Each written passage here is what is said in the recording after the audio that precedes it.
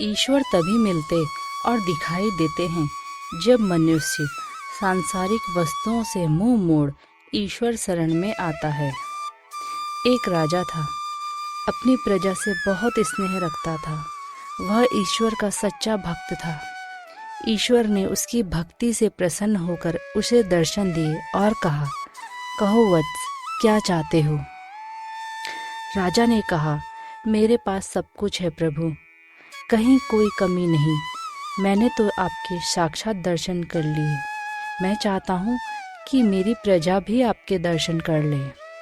ईश्वर मुस्कुराए और कहा, यह नहीं, कुछ अपने लिए मांगो वत्स।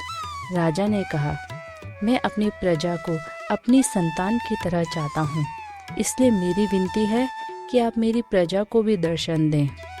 राजा के जिद करने पर ईश्वर मान गए और कहा, ठीक है, कल सुबह मैं उस सामने वाले पहाड़ पर आऊँगा। जो भी मेरे दर्शन करने का इच्छुक हो, कल सुबह 5 बजे वहाँ पहुँच जाए।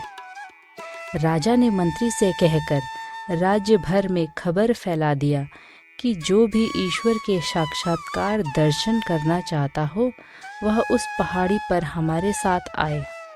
सुबह सुबह एक बड़ा सा काफिला पर्वत पर चढ़ने लगा। आगे आगे राजा और रानी, पीछे लोगों की भीड़। कुछ आगे बढ़े तो चांदी के सिक्कों का पहाड़ दिखाई दिया। लगभग आधे लोगों को लालच आ गया और वह उन सिक्कों की ओर भागे। राजा देखकर निराश हुआ, पर क्या ही कर सकता था। फिर आगे बढ़ गया। एक बार फिर राह में पहाड़ दिखाई देने लगा, इस बार सोने के सिक्कों का। बची हुई भीड़ सोना पाने के लालच में सब उसी तरफ भागी। राजा ने मुड़कर देखा, अब उसके साथ केवल रानी चल रही थी। राजा इससे ही संतुष्ट हो गया और आगे बढ़ने लगा कि इतने में हीरो का पहाड़ दिखाई देने लगा। रानी ने एक बार राजा की तरफ देखा और फिर हीरो के पहाड़ की तरफ बढ़ गई। चोटी पर पहुंचने पर राजा ने देखा कि ईश्वर स्वयं वहां खड़े मंद मंद मुस्कुरा रहे हैं। राजा को देखकर बोले, कहाँ है तुम्हारी प्रजा?